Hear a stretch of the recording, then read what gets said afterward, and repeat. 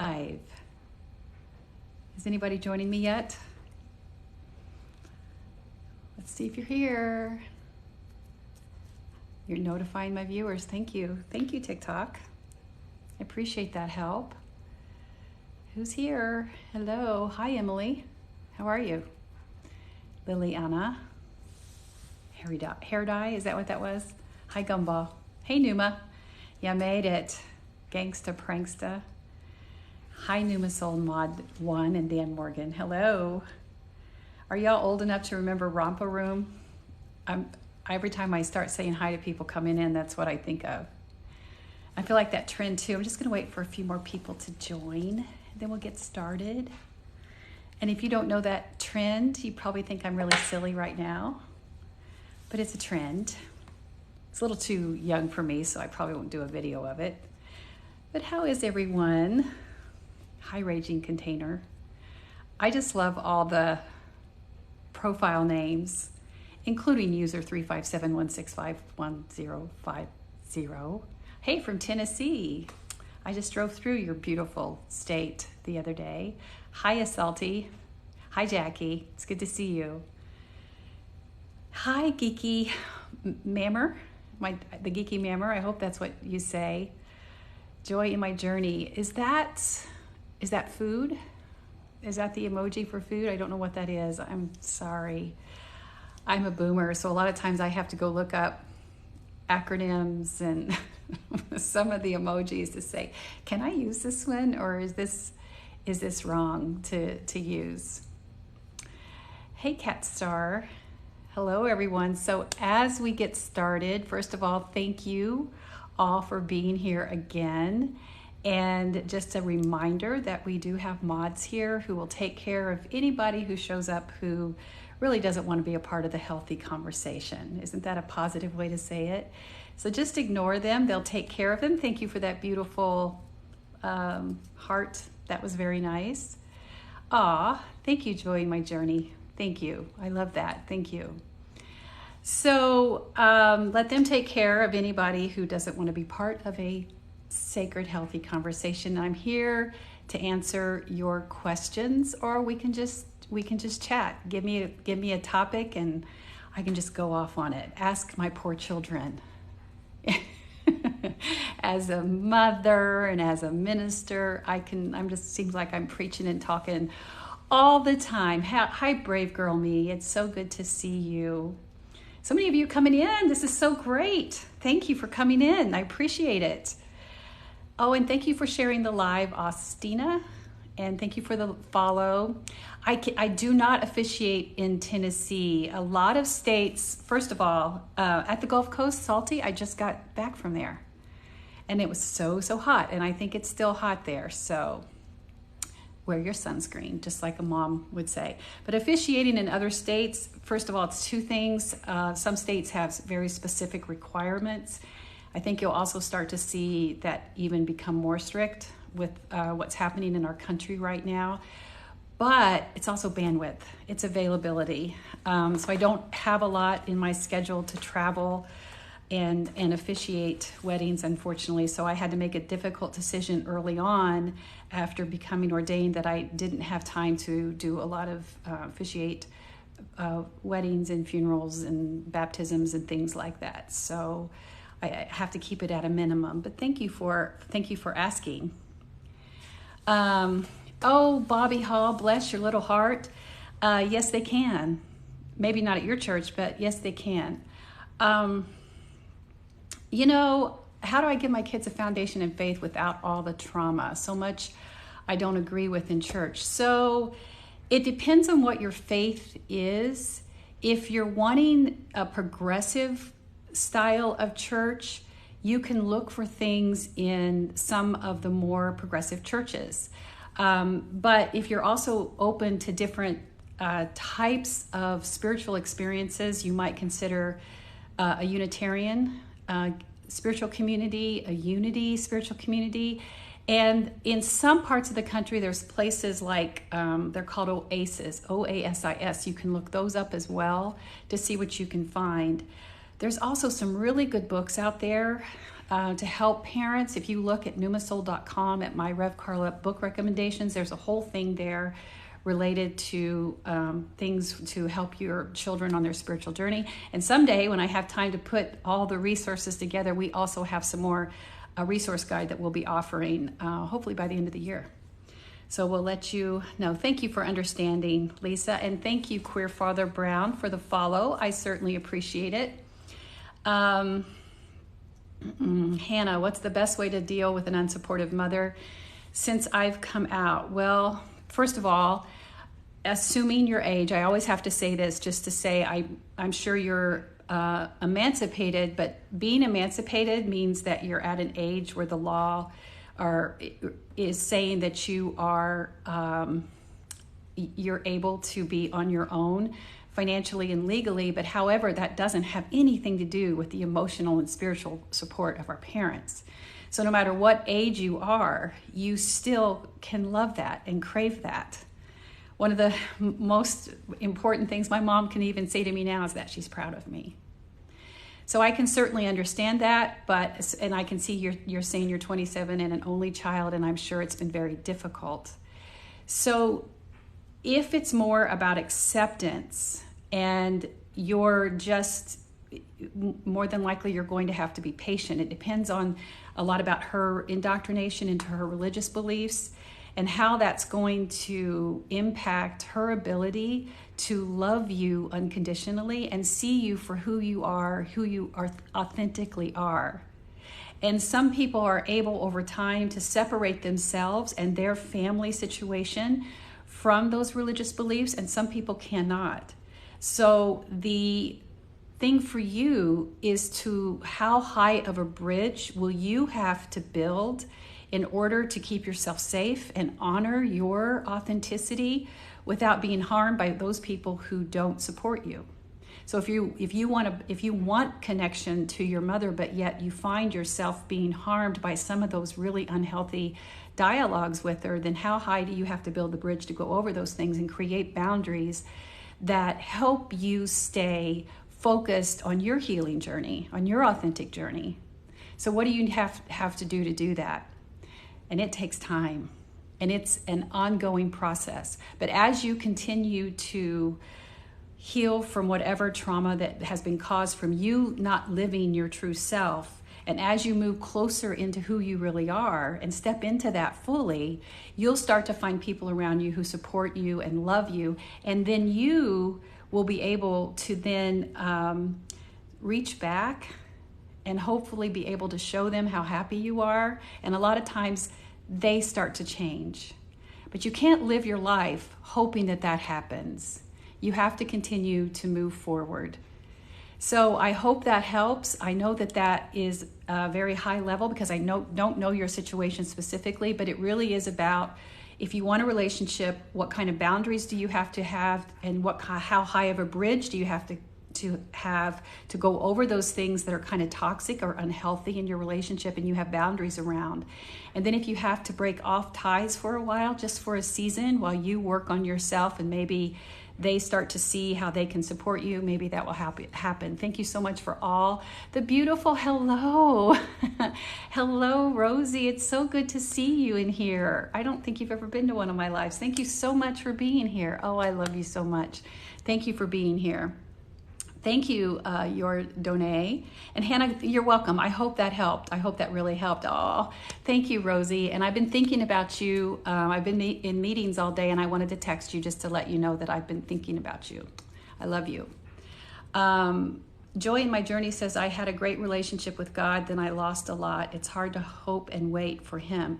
Okay, so Joy, based on your language there, you have a relationship with, it sounds like, since you're here, that it's more than likely rooted in Christianity that has masculinized the divinity. And there's nothing wrong with that. That's your faith. But since let me go back and reread. Whatever caused you to lose a lot, spending time with that, so that loss becomes wisdom. That loss becomes part of your healing journey. can help you reclaim some of your spirituality. So whatever caused that jostling can be some of the most powerful experiences of our times. I like to call that the spiritual wilderness. And the spiritual wilderness is where we spend time with ourselves, healing and learning and growing. And I liken that to the time Jesus patterned that when he would move away from people, go out into the wilderness. So where it's just between us and the holy, and whatever your name is for that. And for you, it's God as he, so anthropomorphized as he. For others, it isn't. It's divine mystery. It's the universal mystery. It's the universal love. It's just the holy is what I call that. So look at this as a healing opportunity to take where the loss was and how's it going to point you back to reclaim some of your spirituality. And sometimes it changes for us, and that's okay too. Sometimes the things that never really served our highest good, and that's not being selfish. We're all here on an individual experience, learning as we go. And so what one spiritual narrative wasn't never intended to be for all of us. So yours is yours. So maybe that loss will point you to your highest self, your highest good, and where your spirituality is taking you.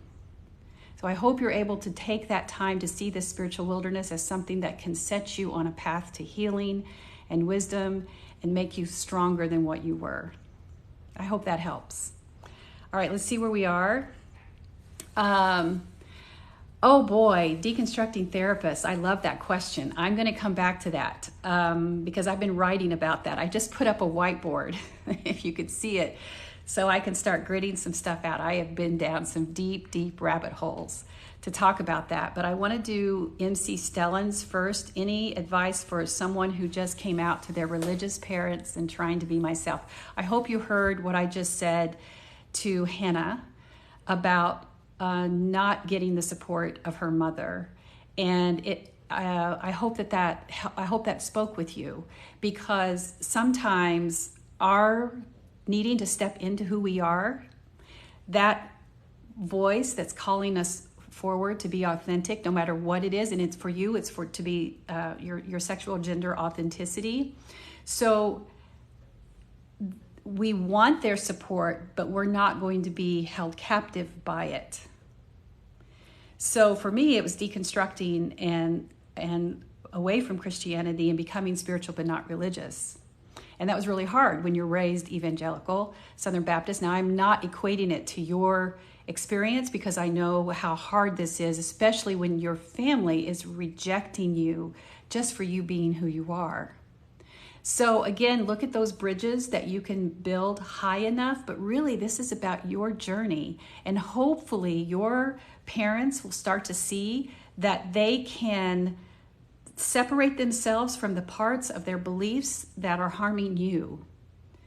Because if they ever took a look at the Bible in a way, in a context where they understood that things that were written thousands of years ago should never be used as an authority over our lives today. I don't believe the writers of the Bible ever meant that in the first place. They were pointing us towards the awakening of humanity. And what they believed at the beginning wasn't what they believed at the end of those writings. And the writings were to continue as we continue to evolve and grow and learn. That's why some of the most barbaric rituals that we used to have, because we thought we needed to appease angry gods, are no longer part of our humanity, because we understand that that's not only cruel, it's not effective. It has nothing to do with spirituality. So you can send that energy, whether you pray, whether you sit in meditation or speak mantras as part of your spiritual practice, send that to your parents and invite them on your journey with you.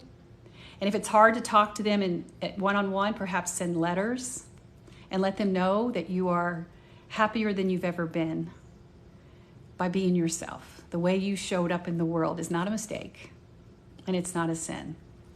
So I hope that helps. Let's see what we got here. Hi, Joy. It's so good to see you. Hello. Hi. It's so good to see you.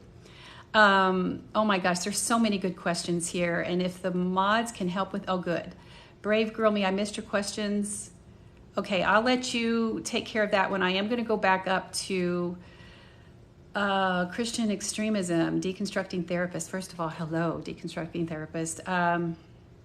It goes back a long way. And I'm just going to talk about from about the 30s to now. But there was a time where white Christian men knew the trend that people were leaving church, and that fear of no longer being the majority set in place along the way Christian operatives that became entrenched inside politics. And so they knew that in order to be able to control, they were going to become the minority, which they are now, because the majority of the people in the United States, well over 70%, want human rights, support human rights, but they're willing to suppress those rights and do whatever they have to make sure that they stay in power. So this is patriarchy, and this is why it exists. Now, I can't go into a lot of detail right now because I want to finish the research, but a lot of what you're seeing that we're talking about right now, including smabortion, because I know if I say it, my account is like, hello, everybody's watching it. That's a distraction, because for the longest time, the church did not take the Protestant church did not take a position on that. In fact, the Southern Baptists supported it up until the 70s, even after Roe v. Wade wrote into their constitution or wrote decisions that said that they didn't support it, but they didn't see a need to make a ruling on it inside their convention, Southern Baptist Convention. And it wasn't until it became an important distraction so that operatives inside politician could be doing the work over here that led to Christian nationalism, which is to make sure that the white, able-bodied Christian male stays in power. So knowing that for the first time in 2020, a Gallup poll showed that for the first time we became a nation where the majority of Americans were not a member of a church. Now, people will say that's because of COVID. That is not because of COVID.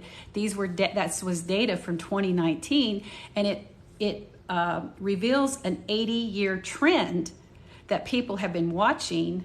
That those of us who are either inside religion, which I was for so long, didn't really pay attention to, or the rest of us were just asleep to. We just hoped our politicians were doing what they should be, and we found out that they weren't. So that's as high level as I can get right now. One Dope Medium, does the Bible mention transgender? That's a good question. I'd have to go spend time with that. I don't know that I've actually, I need Dan McClellan to come into the live to tell us that. That's a really good question. Now, when it comes to, there's a book called The Gay Christian 101. It's written by a Methodist pastor, and his name is escaping me right now.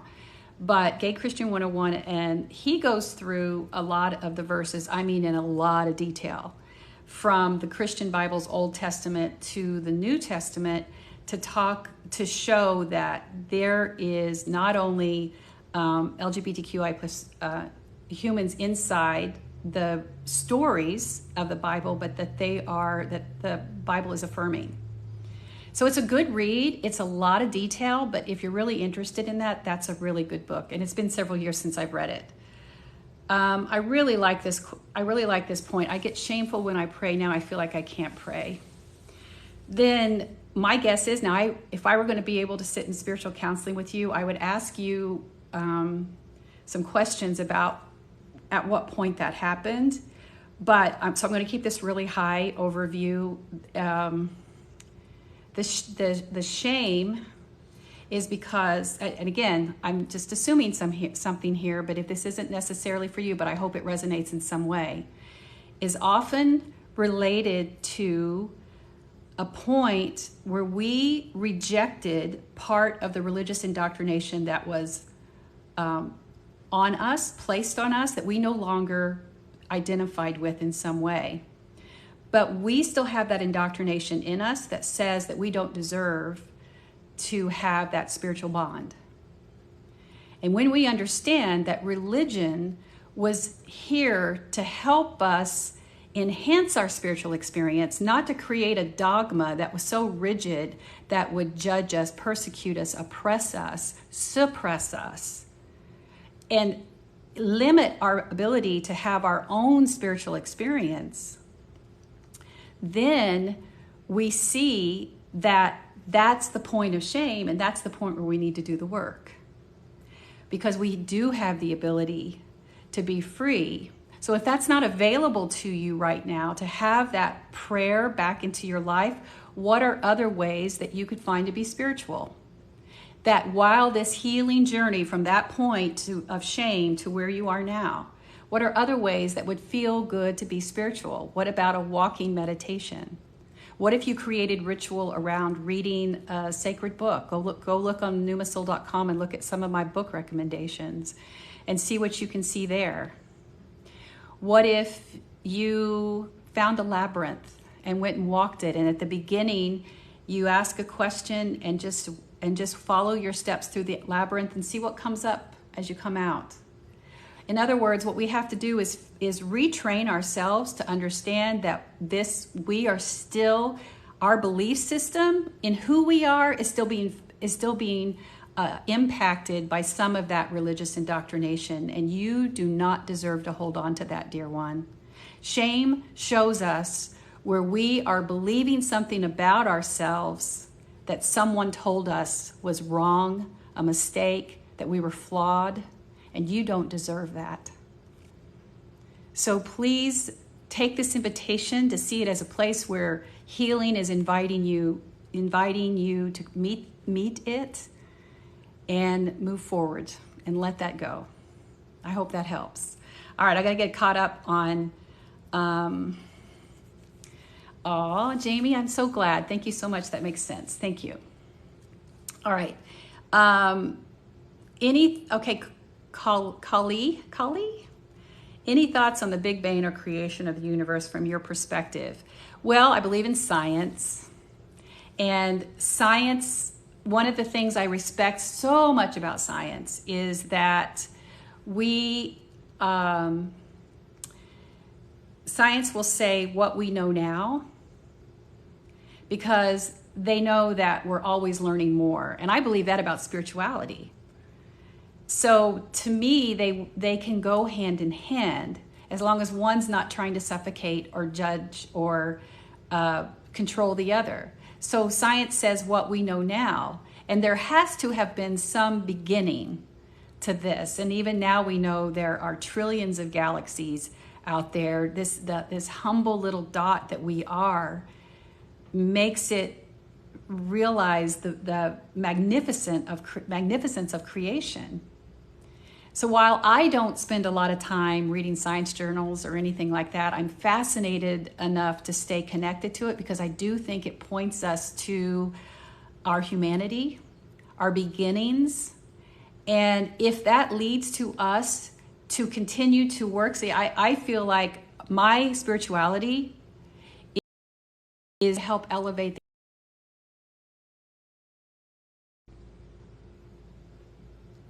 Good. I hope that means yes. All right. So I'm here to help elevate the human condition. I feel like that's what we need to do that makes our spirituality relevant. And without it, what else am I here to do? Now, that doesn't mean that I don't think about where I came from or what happens when I take my last breath. But to hyper focus on either one of those distracts us from what I believe our work is here. And that reflects more about our spirituality than anything else.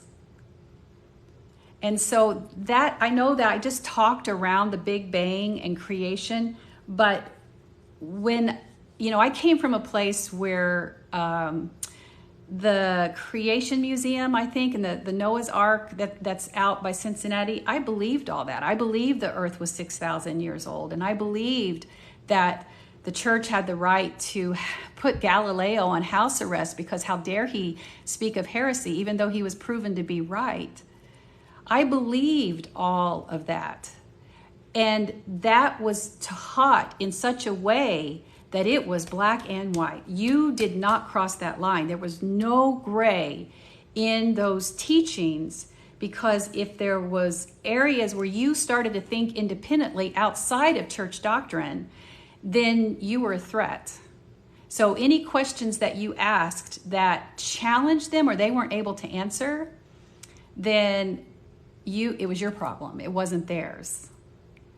And so now I'm very cautious about trying to speak in absolutes when it comes to anything like that. But I know that when I first left church, I was looking for those kinds of answers. I was looking for ways that people would help me in that way, in a very concrete form, because that's all my spirituality knew. Okay, I've talked enough about that. Let's see what we got here. Hola, Numa. Hi, Carlos. Saludos. Is that how you say it? I hope so. Joy says, I still believe in Jesus, but I can't talk to him lately. I hope that what we talked about early can help you. Oh, Joy, I'm so glad this is helping you.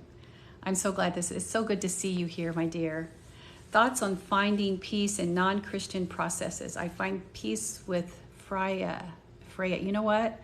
I'm not sure I know what that is. And see, that's another thing where I said, I'm not afraid to say I don't know everything. So after years with Jesus, I'd love to see that. Jackie asked, why can't I have God in my life? Maybe it could be something to do with a journey that you're on. And that's a hard question to answer in this kind of context. But if it were me trying to figure something out like that out, I'm writing about it, I'm praying about it, I'm reading about it. I'm doing what I can to sit patiently and understand, is it my understanding of who or what God is? Is it that narrative that I've been taught that is preventing me from having a divine acceptance or wisdom or understanding?